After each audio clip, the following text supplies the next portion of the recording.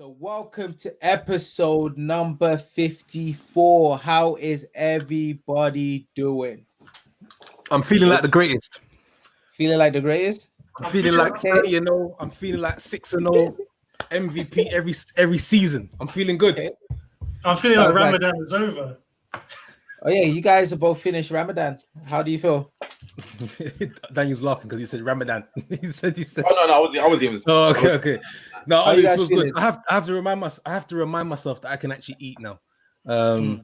So it's a good feeling. It's a good feeling to go through a series of days, weeks to reach a certain endpoint and get to that point and feel good. So That's good. So Pete, did you have this thing where the day after Eid, you wake up in the morning and you go to have a glass of water and you think, what am I doing? I'm breaking my fast. no, that's why I had some apple juice this morning. And I just felt amazing. It was like 9 o'clock in the morning, and I was like, "This is."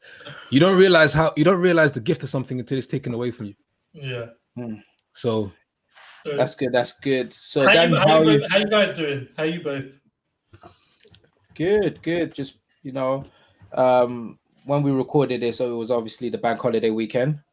So Yeah. it was good to have like social distancing activities. So went to the park, had a long walk. You can still enjoy life responsibly. So yeah. What about you, Daniel? Daniel, Oh, sorry, just checking the time. Daniel's checking the time because of me this time we were late, and I apologize before. it's fine. Sorry for being late. But let's get hyped. So this episode we are going to be talking about MJ. There's multiple MJs, but we're talking about Michael Jordan. That's who we're going to be talking about. So there was the Netflix documentary called The Last Dance, and we thought wasn't a documentary. Just saying. it wasn't a documentary. What was it? No, it wasn't. Do you want 2-0? Remember last episode? It wasn't a documentary. It wasn't a documentary. But What was okay, Carol. What was it? It was a docu-series. And what do you think? And what do you think docu-series stands for? What do you think docu-series stands for? It's What a does docu series. stand for? It's a series. What It's does not a docu stand documentary. for? Okay, cool. What does Carol, docu stand for? do your research on it over there. Doc, Cool. Dan, I'll FYI, give you docu stands £1,000. for documentary. Just so that you know, docu stands for documentary. That's what it's abbreviated for. Cool. But anyways, there was an amazing episode on Netflix, so we thought it would be great for us to talk about it, understand like what did we feel watching that, what did we learn, and some of like I personally feel like it was greatness, the whole production and putting it together. But we will go into more details about that during the episode, so stay tuned and let's get started. Take off, take flight with you. For we never fly, but we're flying. Before we get into the episode, a very quick little segue. As you all know, we've transitioned past the episode 50 milestone. So with that, I wanted to see if we could get some of our fans to share a video talking about us hitting the 50 episode milestone. So I've got one video from one particular fan. I'm going to send it out in the WhatsApp chat. So please, guys, feel free to open it up once it's sent. So Wait. Hey! Oh, Hey, shut up! Hey, shut up! Shut up! I can't hear him. Pam's gone. so Pamila's actually switched off. But it's just to celebrate the fact that we've hit our episode 50 milestone. And as you can see from this video, the teamers are going a bit crazy. But you will see this eventually after this episode. Wait, is sure, released. you're talking too much. I'm trying to listen. Okay. Oh, Shua, is this real? Is it real? Yeah, it's real. Yeah, it's real. Where's P, man? We got an episode to record. This is dope. This is so dope. Right, Are you Daniel, for real? yes. Pabila and Daniel have switched off their video and probably come out the audio so they could hear the video that I just sent of a special person in our world sharing a message about Take Flight podcast. Yo, how did you hook this up? Well, this will be on a different episode. I'd have to break it down, but Yo. Pabila's actually dropped off. Yeah, he's probably gone to show his wife. Damn, my man. Yo, that is amazing, bro. That is amazing. I can't believe you put that together. Pam. Wow, that is dope. That is so cool. No. Can I just say for the record, that is 100% real. That is not an edit. That is nothing. He sat there, recorded that video, and said our names on the podcast and helped us celebrate the episode 50 milestone. By the way, whoever's listening to the podcast is going to be mad confused right now, so we should actually focus on the episode. And we'll break it down once you release the material. Okay, so just to give to intro into the topic, we've all watched all 10 episodes of the wonderful series of The Last Dance, and I believe there is a lot to talk about. A lot. I think we've all taken different things away. It's just incredible, and I encourage everyone to watch it, even if you're not a basketball fan, because I definitely am not a basketball fan, but I thoroughly enjoyed the Netflix series. Well, not Netflix series, but the series. But there was one thing I want to mention before we get into it, and I want to kind of put this as a preempt. Do we think that this was 100% authentic? Because Jordan had 100%. Authentic, because Michael Jordan was part of the producers, so he could give a green light on what was said and what couldn't be said, although they say it was completely transparent. But we know that since then, people have come out to say, like even Scottie Pippen said that even the injury in 98, that was the whole kind of how it was portrayed was just absolutely nonsense. And a few other people have said a few things. So I know we're going to discuss, and we can obviously talk about what we saw, but I just want to give that kind of the prerequisite to say, can we completely rely on it? But Daniel, Yeah, so when you say okay, so one quick question: when you say authentic, what do you mean? I mean, is it really the raw edit? Is it the real raw Michael Jordan, as in who he was on off the court, even when the cameras weren't rolling? Because I'm sure, as we'll get into it, the kind of mentality he had, the win-win mentality, the insatiable hunger to win and never be satisfied with anything but the best. He's obviously going to rustle some feathers, and with leadership, something's always going to sacrifice. I mean, he rustled a lot of feathers, but Pete, I was going to quickly. So I'm going to say it's as good as we're going to get, because it was to one of your points. It's an incredible, I would say, masterpiece. Something that you didn't actually know you needed in your life, but we do. Like that was just so needed. But to answer your question, he had obviously had a large everything he had to run by him. Effectively, and I'll say one of the things that's probably been a little bit of a letdown, maybe not so much of a letdown, because although I mentioned this to you, I said yes, they've touched on certain points in his career, but now let's go deeper. Let's dig deep into what it was really like. And I know we wasn't going to get that part, but I would have loved to have known more about what it was really like. But to answer your question, Daniel, no, because what's been a little bit of a letdown is since the documentary is now, as people have watched the last episode, there have been reports about certain parts of the documentary which have been skewed to sort of make MJ look even greater than he actually is, and we can get into that. And so no, it's not going to be 100% authentic, but at the same time, it was as good as it still was good. Okay, cool. Now let's get into it. So what are you saying? What are you saying? Because I know I'm taking away from that. A couple things. We can obviously do it by parts, but the first thing I'll say, right, is I thought it was, as I was watching it, especially I think episode 7 and 8. I felt like the documentary or the directors and Michael Jordan, they downplayed the team's abilities too much to the point where it made it seem as if he was playing with a bunch of scrubs, right? And it made him look a lot better than he actually was. Yes, like he was their savior. Like he was their savior. Bro, they like what they like. For example, one of the things they like that guy called ᴠɪᴇᴡs. He dropped like 30 points in game 5 for the 6. So he like they had ballers on their team, right? And also like BJ Armstrong was talking about how, don't get it twisted, a lot of us were locked in and focused when we were playing for the Bulls. So the documentary makes it seem as if he was playing with like some joke guys. I actually got frustrated, because I was thinking the way they're talking about him as if they're not athletes themselves. And I was like, guys, come on, you would have made it to that part of your career. Surely you've got heart, you've got grit. And they made it seem as if like that Scott Burrell guy, they made him look like he was a joke.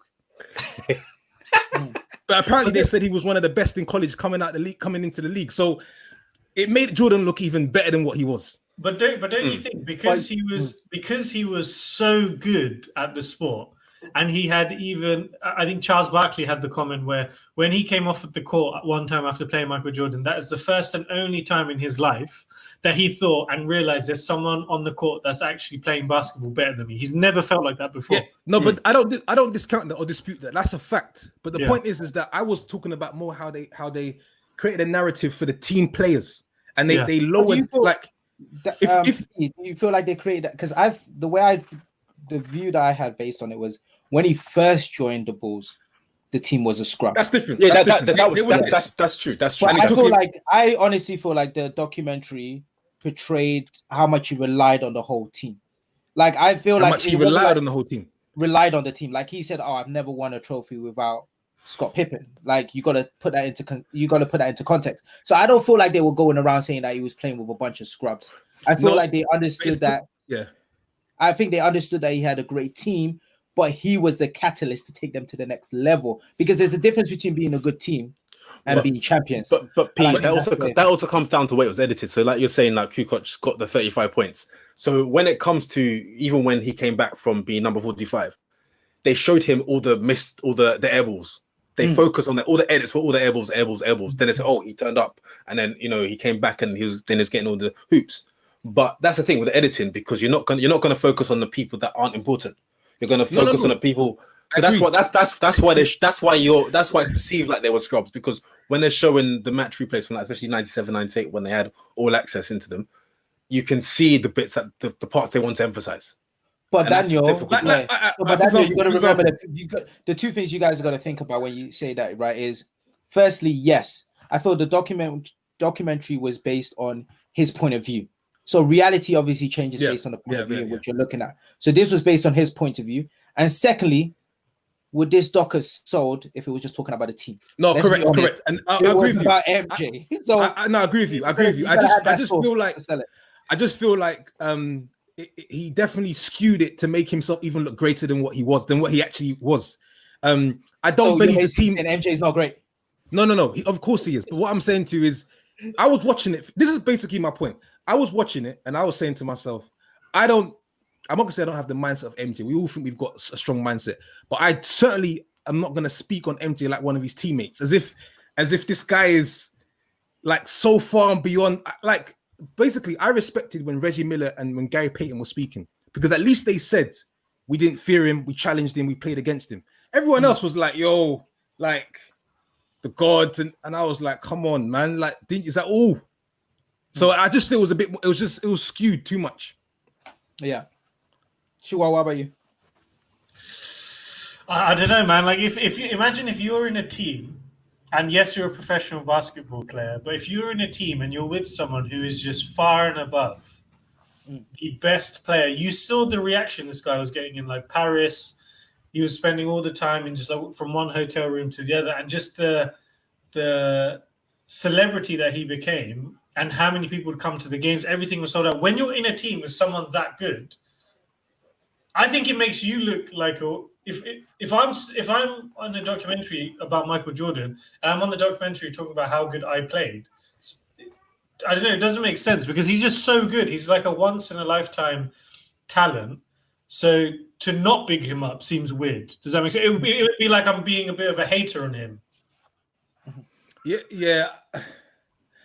I think, so I agree with you. I think the point, I'm just answering Daniel's question on, I know they would have edited it to the point where even like the interviews that his teammates gave, they would have certainly taken sections on the parts where they spoke very highly of Michael Jordan, but maybe the other parts, not so much. And I think that's my point. It was almost like, I was watching it thinking, but don't you guys have heart and grit as well? You're speaking from a standpoint of like, I would have never won anything in life unless Michael Jordan came into my life. And that's where I'm like, you're an athlete. And I think a lot of people came out afterwards to say that they stood up to MJ, but that was never depicted in the documentary. That it got cut out. Yeah, it got cut out from the documentary. But I think for me, one thing I loved about the whole doc, and you guys can talk about it, is but when you hear from your peers and how much they rate you, like the people that you're competing with say that you're on another level. Like when Bird was talking about MJ, like Bird and Magic were at the top of the game. Everyone wanted to be famous. All the famous. Everyone wanted to be them. And when your peers say, you know what, that wasn't MJ, that was God disguised as MJ, you're like, okay, there must have been levels to this, right? levels to the whole thing. But I think he was as great as the doc said. I think being with him or being on the team must have been painful. I feel like they didn't truly show the true impact and emotions of his teammates playing with him, especially when he came back from his semi-retirement. But the key thing about it is, people will forgive you when if you win. Yes, like you could treat people like crap, but when it's time to lift up that championship, I like he's saying winning has a price and leadership has a price, and I think that one resonated very well with I think a lot of us. And I think that's a nice segue onto like the mentality of Michael Jordan, because I think a lot of the success came down to his mentality, and I wanna make a few points on that because go on, big man, make your point. He won six championships. He won 6 championships. Never lost a final. And like he said, leadership has a price and winning has a price. But there's a part of me that just thinks he's like not obsessed, but he's almost got like a spirit of revenge in his mind. You have to. You Because you could look at him the wrong way. That's enough. The fact is he wanted to destroy people. He wanted to destroy them. You say one thing, like when Jerry Krause, I forgot who the point guard is. Like I'm going to show you. I'm going to show you why you shouldn't get him because I'm going to destroy him. Defender. And he's like, I'm going to destroy them, and like he'll make stories up in his head just so that he can get his mind. I think that spoke to the brilliance of just what makes him as an individual and also as a champion. And I think the lesson that I take from it was what motivated you yesterday is not going to motivate you today. Keep finding things that are going to keep pushing you forward. But he was making things up. But that's my point. Whatever I feel like whatever it takes, you need to basically accept in the mind and use it to push yourself forward. Because it was mind blowing how. They said basically, if you want to motivate him, tell him he can't do something. I was like, and then it happened. You saw it over his career. And you also 45, not 23, bruv. And you also saw it in Space Jam. I think P's internet connection yacked up again. Right.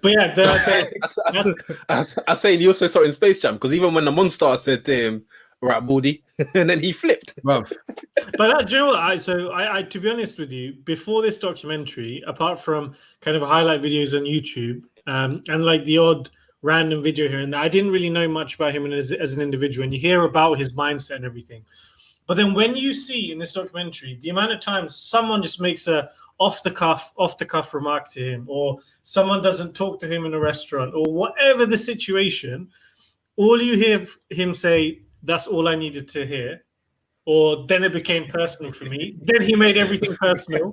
Like the one, the one with BJ Armstrong against the Charlotte Hornets, where the guy was he started high-fiving and screaming and shouting. Yeah. Where MJ was sitting on the chair, and then he was. This is what made. But Daniel, you were saying about the Hornets situation. Before trying finishing off. Oh, I was saying when he was roaring when he I think he tied the series, and then he basically roared, like, and he directed that. Yeah. And actually, there was other part as well. You know, when there was that player who, during the 1.5 years that Michael Jordan was out of basketball, he had gone to practice, and the guy said to him, "Oh, why'd you retire so early? Like, I would have dominated you." Yeah. And then he went back and then he crushed him. Oh, I think that was it was the guy from Pistons. Yeah. Russell's blood. Utah Jazz. Utah. He was on the final jump shot for that 6th championship. It was a disrespect. Ollie, you're on mute. Yeah, sorry, I didn't realize. So many points. So now, what did you guys think about Jerry? So in terms of which Jerry? Real quick, which Jerry? Go on, P. Go on, P. Just on the mindset. Real point I wanted to mention. Yeah. The other thing I thought was mind blowing was how the conviction he had in his own ability and talents. There was a part where someone had said, last minute of the game, who's taking the winning shot? And he looked at the guy and he said, "Me." And it was like, I felt like watching him. I think there's power in saying you're going to do something and doing it and actually achieving it. And I think that muscle builds up over time. And I just think that was definitely something that resonated in me when I was watching it. But do you think this builds into the next point that Daniel kind of framed our conversation around is about, do you think he had a problem with losing? Daniel, what was your take on that? I think he did. Like an actual win. So when But you he say had a dark side. He had a nice dark side to him. I think he because remember the losing doesn't just translate into the game of basketball. You saw that in other aspects of his life, gambling. He wanted your money in his pocket, and if he's losing, he's going back. Said, Yo, check this. Yo, check this. Go. No, go on. Go ahead, Pete. Go ahead. Please get excited. Please. I was basically trying to say that it goes into the fact of the gambling in terms of money, and also on the golf course. He always wants to win, and until he wins, he's not satisfied. He's going to keep going, and the fact that it's a problem because there's no problem with wanting to win and be successful and to give all the best you've got, but there's also you need to be humble. There's also humility in your losses. So sometimes you need to accept, today he was the better man. Let me walk away. I'll come back. But he's almost immediately like, okay, let's go again. But he was saying to you, you ain't won nothing. So that's why I don't believe what you say. Which is fair. Like he doesn't like. I agree with what you're saying, but he wouldn't. It's funny because he would never agree to that. He would never like come to reason with that. It just goes to show just how far he is in terms of his mindset. No, it's a problem. It's a problem. When you're gambling, it's a problem. Listen, I heard. His biggest problem. I read that. I would say that his biggest problem is not the fact that he has that mindset. It's probably the fact that he doesn't know how to turn it on and off. It's the issue. Because remember they were saying, Michael. Because the thing about it is, you saw that come off the court because you want that mentality when you're training. But let's remember, and I don't know about his personal life, but he went through a divorce as well. So you don't know if he wasn't able to turn that on and off during his marriage, right? Where everything was a competition, everything he was trying to win, everything he was trying to battle, which is amazing to have, and that's why he won his championships. But I'm sure there was other elements of it had detrimental. To him. So the other thing I'm going to just quickly add on the betting, I heard this line is crazy. He said him and Gary Lineker. This is not on a documentary. It was something I read after. Gary Lineker said, when they got into it, Michael Jordan said to him, let's put some money up in it. And Gary Lineker said, how much? And MJ said, whatever makes you uncomfortable. No, I'm not surprised. I am not. His mindset was just on a different level. But what I wanted, and the question I had before was, what do you guys think about the breaking up of the Bulls? So Jerry Krause, and do you feel like his ego got over him, or do you feel like he made the right decision? Because he didn't get any credit, right, for putting that team together, which people feel like, okay, obviously it's plays that win you, but there's an element of it where it's like you can be Chris Paul, right? People will say he's a great player, but if you're not put around the right people, you're never going to win. MJ didn't win straight away as soon as you put the pieces around him, right? But do you feel like the ego of Jerry Krause got too much to the point where maybe they could have won another 7-8 championships if they stayed together, right? Or what do you guys think in that element? Well, I think in terms of the giving him some credit, Scottie Pippen, right on the last episode, said that he's probably one of the greatest general managers, and he gave credit where credit is due, because ultimately he was a GM, whether you liked him or not, he did well and ultimately won them 6 championships. When it comes to Jerry Krause himself, and even coming to the 97-98 before the last season, and he said that this would be their last season with Jackson, Phil Jackson, with Jackson. But then what I was surprised was at the end when they said that potentially giving him an extension, and I thought that was just disrespectful, because at the beginning of the season he said whether you win a 6th championship or not, this is your last season. Then when it came to the end of it, when they've done their parade, and he's now offering him another contract or an extension for 1 year, and potentially the rest of most of the players on the team like Pippen, Rodman, Jordan, Rodzilla. Yeah, madman. It's like I find it disrespectful. I find it very disrespectful, and I would stand by my guys of like I'm walking away at the end of the season. Go on, Shaw. No, but you're gonna. I think with the whole Jerry Krause situation, it gave you an insight as to how the business in NBA works. Because I think also the documentary is also portraying people a certain way. I took a step back and I tried to look at him from a business standpoint. I thought actually, the fact that this guy's going out and trying to recruit other players is probably a good thing, because it created competition within the team, right? So the players that were playing, they knew they couldn't sort of rest on their laurels, because Pippen was like, they're trying to trade me. And I'm sure that brought the best out of him. So The whole like this is your last season, but then they won it, and then they probably rethought. They went back to the drawing board. I think the business. What I would actually like to see from the NBA is the business side of how things work, because they trade players quickly without even consulting them when they think it's best for the organization. So they probably looked at it and thought, okay, let's probably get one more season filled. Do you want to come back again? But so there was probably a reason why at the beginning he said, "You're not. This is your last season." There was probably some sort of money motive behind it, or maybe a motivating factor. Who knows? Yeah. I think the approach that he took. I think I'm on Daniel's side of the debate, because I think when you've got such a strong winning team and things are going good, and you've just come off the back of a championship, and I think Jordan mentioned in one of the episodes, the only time that you should start breaking it up is when you know that you can't win. So if you've just come off the back of a championship, why not try to go for one more? And then after the 6, why not try to go for one more? It's just the approach just seems like egos were put in front. You've got. It's a money thing as well. Players that they value. The money element. I think the money element is you got to weigh out, because if you had decided to keep Pippen, right, you would have had to put him on a big contract, right? And let's say, for example, and that was the first time the NBA started to switch to more expensive and more luxurious sort of contracts.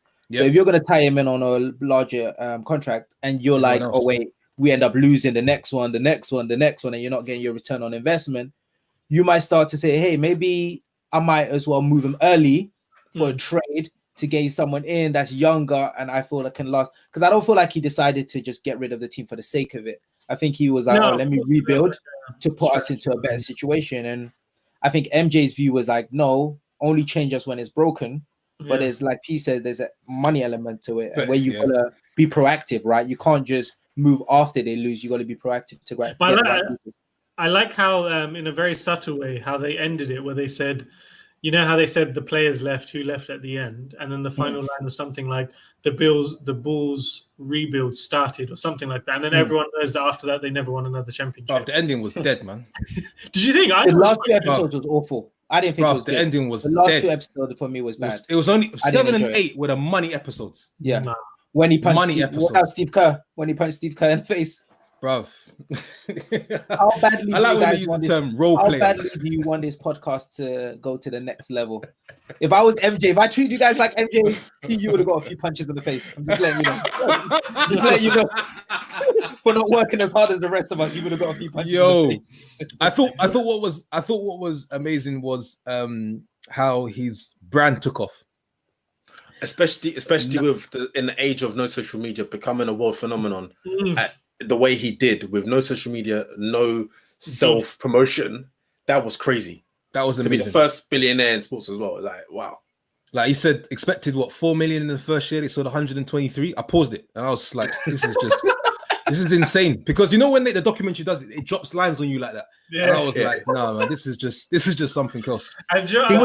He missed out on an opportunity of signing with Adidas, right? I think that was. Can you imagine? That would have been. I can't imagine him wearing Adidas trainers. Imagine how Adidas sleep at the end of the day. Like, but do you know what's interesting? I haven't read the book, but apparently it's in his book. As much money as this guy's made, he knows himself that he's actually missed out on probably a couple more billion, because I think at one point Nike, Air Jordan was bigger than Nike, or let's say Nike is because of Air Jordan. So we see the side of him obviously generating that many sales. He probably sees the side of it now. I wasn't given as much leverage as perhaps if I knew the game, I would have probably taken more share or something along those lines. But I guess you don't know your value at the beginning. You need to bet on yourself. It's the same with Scott Pippen's contract, right? Bruv. Where you saw that he was tied in for a period of time. Now the question is, would you guys have signed that contract? If you I would have. The thing is, you got to remember his situation. He's in a situation where his dad's in a wheelchair, his brother's in a wheelchair. He's made that money. Aside from how much he could have made, that money's still life-changing. Yeah. So regardless, I think you would sign a contract if you're in that situation, because you're thinking, this will change the life of my family. In the long run, I'm getting screwed over, but you're thinking about right here and right now. I agree. But the thing is, the contract was, I know they say 2 million a year. It was really, he was signing for 18 million. Yeah. So that was the whole bundle. And they said, even if you get injured, we'll still pay, it's guaranteed. So 100%. The issue he faced was in certain seasons. I think they were saying he was ranked 200, like he was getting paid like 200 and something in the league when he was arguably the top 5 in the league, right? So Yeah. the issue with money, right, is a comparison game, right? When you sign the check, you're happy and you're great, right? But if you're ranked number 2 or number 3 and you're not getting paid, there's 100 other scrubs getting paid more than you. That's when it's going to impact you, right? Do you know? Yeah. Do you know what's interesting? What's the owner's name? Jerry Ryan. Was it Jerry Ryan? I can't remember the owner's name. Jerry the second. Reinhardt, yeah. Jerry Reinhardt. He said to Pippen, yeah, and I was trying to learn from a negotiation standpoint. He said to Pippen, "I wouldn't, if I was you, I wouldn't sign this." And I feel like that was a negotiation tactic because the guy hasn't got any other. Like, what was the other option?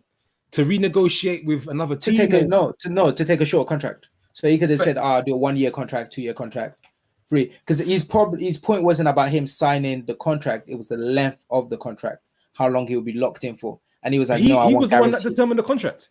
No, but you could have renegotiated and said, "I want 2 years," right? And he was like, even said at the time, people don't really sign that as long as he did. And then secondly, right, it's in your mind, you're saying, "No, this is guaranteed. I don't want to do 2 years, get injured, and that's it. This is guaranteed for 8 years." But I don't blame him for what he did. I think I didn't like what he did in terms of saying, "Oh, I don't want to have the operation due to summer," because I'm like, okay, you're here for the team. How motivated are you for the team? Especially if you're about to break a record and say, "Okay, now we're gonna get 6 championships." That should be enough motivation for you, not how much you're getting paid. But hey, everybody's got their different views. Yeah. Okay. Back onto MJ and the docu-series. So the leader, I want to touch more about leadership and also the 3-peat, because ultimately there were 2 3-peats. The first one and the second one after MJ's break, and we'll go on to we can touch on the baseball part in a second. But I was reading an article and it was a comparison to football, and it spoke about leaders in the sport industry. So you've got like Roy Keane, Steven Gerrard, you've got Michael Jordan, and ultimately, when you're a leader and you achieve greatness, you're not really you're not liked, you're not a nice person, because something's got to give for you to want to be a leader, for you to win and to encourage those around you. And we saw parts of that when people spoke with MJ and about MJ. But like, for example, would you rather be with someone who's nice, that won't win you anything, as in terms of a leader, or one who is ruthless, but you're going to win? Because even Roy Keane at United, he was ruthless. He got angry. Daniel. Yeah, go ahead. Sorry, go ahead. Go on. No, go ahead, Daniel. Sorry, I'm sorry. Go on. I was going to actually flip it a little bit because I've been having this discussion. Instead of perhaps being the complete opposite, because I think that's obvious, the answer to that question. I was more thinking MJ was so extreme in how he went about his business and winning, and you saw how things were on the personal side of things. I would maybe answer the question backward. Would you rather be someone like a LeBron James who has less championships, has more of an all-round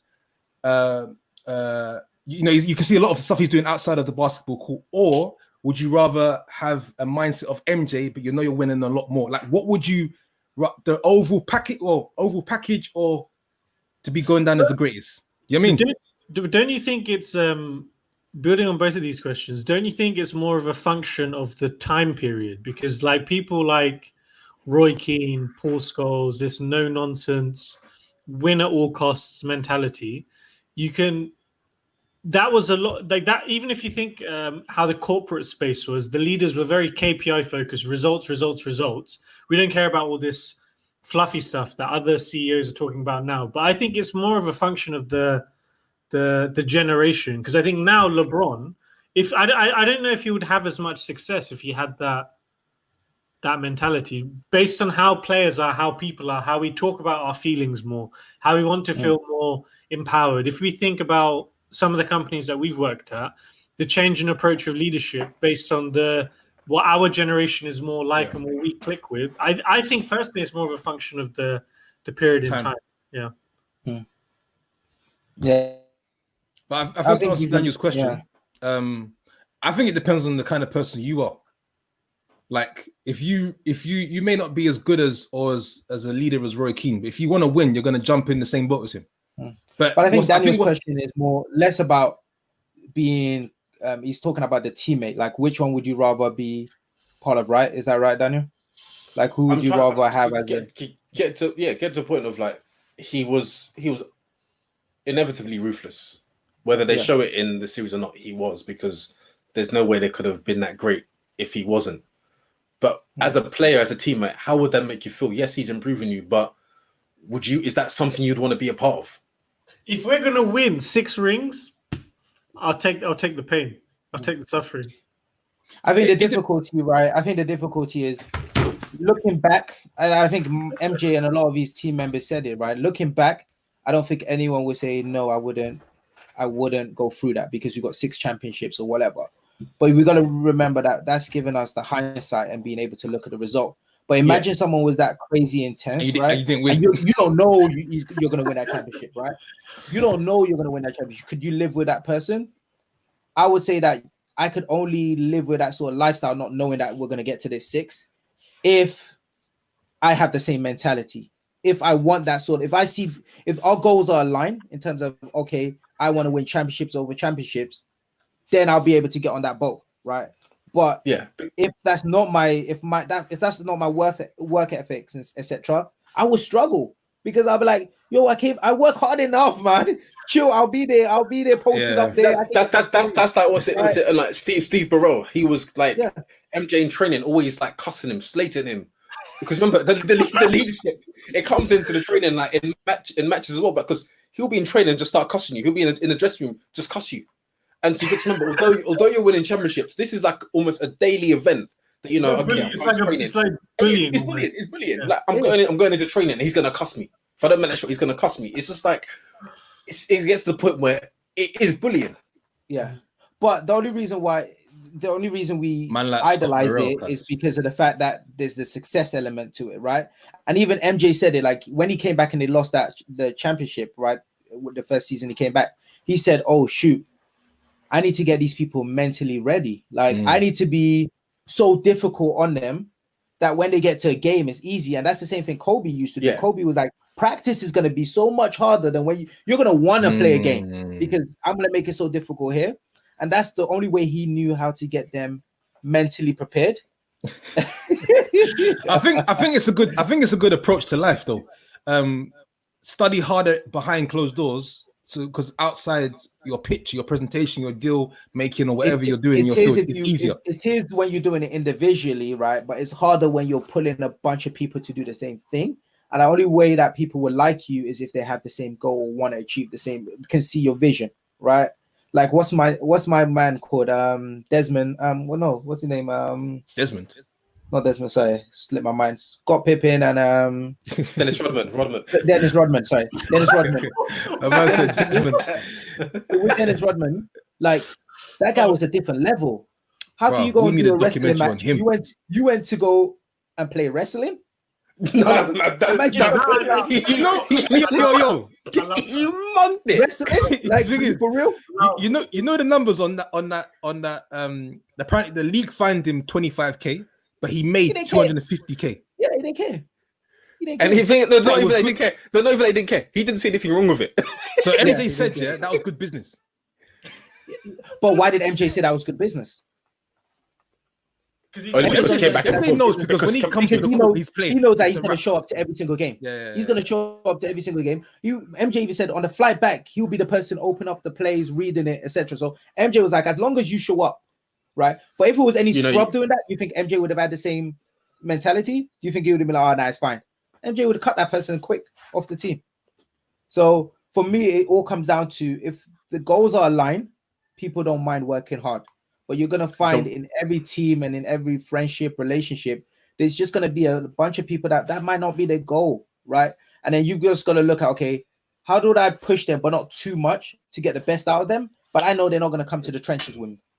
There's one thing that MJ said which I really liked was he would never ask or tell a player to do something that he hasn't already done. So if it's to do because even in like training or something, anything he asked them to do, he's only going to ask if it's something he's done or he's willing to do, and I think that's a really good leadership quality and trait. And I think he was saying that, Daniel, correct me if I'm wrong, he also got a bit emotional about it as well, right? When he was talking. Yeah, I didn't know if it was. It was that when he cried. More because of what and also what he heard. Because I feel like he heard a lot from people in the league and people that played with him, where they were like, "Oh, he's difficult, he's hard," and then that gets you emotional because you're like, "Wait, I carried you guys and sacrificed so much, And I wouldn't ask you to do anything that I wouldn't be able to. And this is how you guys thank me for it. So I think an element of it was his ego to say, look, you guys don't see what I've sacrificed to be this great and to pull you guys along. And you just saw it as me just being difficult or me being this X, Y, because he probably didn't have that many friends in the league, right? Because a lot of people probably hated him, or his team members just didn't want to spend time with him because he was just too much. He was just always on 24/7. But you've got to say, look, you got to ask yourself, are you aligned on that goal? And if you are, then even if you win or lose, you can live with it. Otherwise, you're never going to be comfortable with someone like that, right? And you see that in certain companies, right?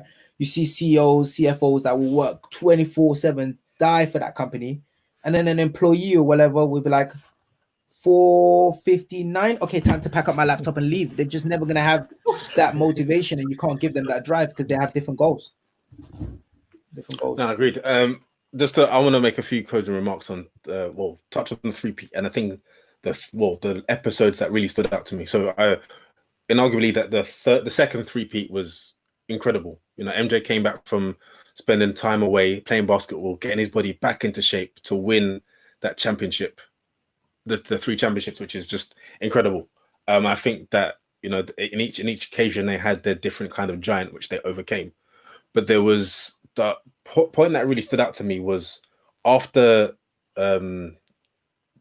Jordan's father passed away, when he was killed. You know, that was quite emotional, even to watch. And I think you saw like the kind of rawness and the realness of him when they won that championship on Father's Day. And, you know, he said this is for his dad. Then he went back to the change room and kind of broke that stigma of men can't cry. You know, he was on the floor and he was sobbing. And that was like, it was real raw footage of how he felt. And that really stood out to me because although he was seen as inhuman on the court, he was still a human being. He had a great relationship with his dad. He said he was his best friend. Anytime he was celebrating, who was by his side? James Jordan. And it's just like he was able to come back from basketball for the first time in his career. His dad wasn't by his side, which is why he changed to number 45, which was also his first number in college basketball. In college basketball, coming back and doing what he did on the court, which no one has ever done. I think it just shows how phenomenal, how dedicated he was. And it even points back to me when he first joined the Bulls and his discipline. He wasn't wanting to party. He didn't want to drink. Of course, he adopted smoking cigars later in his career. But it's just that's what he wanted to tell us, right? But that's what he wanted to tell us. It was his discipline from the start, which just showed that this person. Well, I wasn't there at the time, but this person, you know, he's taking this seriously. He's not here for the money. He's here for the love of the game. Similar to Dennis Rodman, he didn't care about the fame. He didn't care about the money. He just loved the game and loved putting smiles on people's faces. No, I think. What about for the rest of you two guys? What were the elements that stood out for you? Which parts of it stood out? Like you were like, okay, this chapter, this story. I think so I think I mentioned it. One, just his ability to say he's going to drop a certain number of points on you and he gets it done, right? And I think that self-confidence within himself. I think I lost my train of thought. The other thing that comes to mind actually, and it was towards the end of the documentary. Obviously I love the way he actually pushed his teammates because he got them all on the same page and spoke about, you know, look, this is the way I play the game and this is what I had to endure. So you guys have to kind of go through the same thing. The final point that came towards the end, which spoke about how his brilliance was, despite everything that was going on, Daniel mentioned about his dad passing away, still coming back and being able to manage that mentally and still win. Many people would have perhaps just retired and left the game. They spoke about him being always in the moment, right? And so with all of the fame, with all of the money, with all of the endorsements, everything that's happening, the golf, the gambling, the drinking, when it came time to perform, he was able to deliver. And I think that says a lot about developing a craft to put yourself in that position, but just mastering a certain space so you can never be unmoved. So that was quite powerful. What about you, Shua? What were the scenes or elements that stood out? I mean, if I trying to not repeat anyone, because I agree with all the points. Probably the biggest thing for me was, I think my generation growing up, we just missed the Michael Jordan era in terms of really being absorbed in it and realizing what a celebrity and superstar he was. So then when people used to always have this debate of LeBron versus Jordan, because I've just seen more of LeBron, I was always like, LeBron's my guy. But after watching this documentary and seeing all the behind the scenes stuff, the media, all the intricacies within the team, he was just on a different planet. So what I love, this is more about what I loved about the documentary, is really seeing how big of a superstar he was, how good he was, and just all the behind the scenes and stories and everything. I just loved the show. Love the No, show. that's dope. My I takeaway think for me, not mention. I think, like you said, I agree with everyone's point. I think the hard work was one, which P's already discussed. The element that stood out to me was just around, you need to work so hard and be different from everyone else. So like when he was in college, when he came into and he spoke to his coach and he said, I want to be the best basketball player ever. And the coach said to him, oh, that means you need to work as hard as like this hard. And he's like, wait. I'm working that hard. Like I'm working as hard as the next man. And he said, oh, wait, you want to be as good as the next man? Or do you want to be the best ever? Because if you want to be the best ever, then you've got to work harder than the best person in that particular craft or area. And it wasn't like MJ. People said when he came into college, you couldn't noticeably look at him and say he's the best player out there, right? I think it's different from LeBron. When LeBron was coming in, he came with the pressure of, no, you're the greatest, you've got to carry that. I think he did great to carry all the pressure, not let down our expectations. But MJ wasn't the greatest when he first got into college. But he said, no, I'm going to work super hard. And when I work super hard, I'm going to become the greatest. And you saw the improvement over the period of time. And then his mindset was like, wait, you got to realize that this could be a family saving up for years, and this is the only time they're going to see me, MJ. So even if it's a road game that we don't really care about, I'm going to come and show them 100%, because that's going to give me the mental advantage over my competitor. So if we do play them in the playoff, they're going to know, oh, I can turn it on and off at any time. And that's for me the two big parts that I took away from sort of the doc. And not to forget the part when they went back to Utah, I think when they tied the series, said, I'm only packing one suit. Yeah, packing one suit. Bro, and the other line is when he said to the guy, oh, I would retire now, but no one's done the three-peat, the first three-peat. Yeah. And he says, oh, Bird and Magic only done the back-to-back. I need to do one more, and then I can leave the game. And I was like, that's the only thing that motivated him. That was the only thing that because they were saying that the game was beneath him to a point where he needs to create certain challenges to be able to be entertained. So he's like, okay, two back-to-back, okay, three-peat. Okay, that will motivate me to stay. I've done everything. Let me leave. Oh wait, let me come back. Let me show them I can come back. Oh, I'll come back. Let me show them I can do another three-peat. Like if there was another record out there, he would have probably stayed and tried to beat that record. But he was like, I've done two three-peats. Like there's nothing else left for me. I think the other learning is as much as it was focused on MJ, the other learning is get the right pieces around you and watch yourself excel. Because you're not doing anything without Rodman. You're not doing anything without Pippen. Even though they made Pippen look like a joke in that documentary. It's only actually the last episode where I sort of gained respect for him. But up until that point, I was thinking, this guy's a joke. He doesn't like his depiction. I can imagine. I wouldn't like it either. I didn't think it was that bad, to be honest. Pippen? Over the 10 episodes on average, in the end, it wasn't so bad. But like coming into it, the perception, if you didn't know much about, you always knew that Pippen was like the 1-2 punch, and he was not as good as, but great.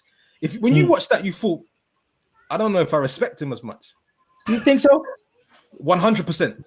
I disagree. I think the fact that MJ said I would not be MJ without Pippen was a respect, but then I think he made a lot of bad career decisions, which made him look bad. But that's why did he only show that? Like that's why she get a good agent. That's why she get a good agent. That's why you should direct yourself. I'm not gonna lie. I think we discussed a lot, and for those any listeners who haven't watched it, we don't want to say everything about what happens, but really do go and watch it. It's really good. Even if you're not a sports fan, it's really, really good just to understand the mentality of what made Michael Jordan so successful and those around him as well. So we could go on for hours and hours and discuss many more things, but for that, we'll be here for a very long time. So we hope you're staying well. We hope you're keeping safe in these times. But we'll see you in 2 weeks' time for our next episode. So stay well, and God bless. For any feedback, find us on Instagram at Take Flight Podcast, or you can email us at takeflightpodcast@gmail.com. Peace. Take off, take flight with you. Yeah, for we never fly, but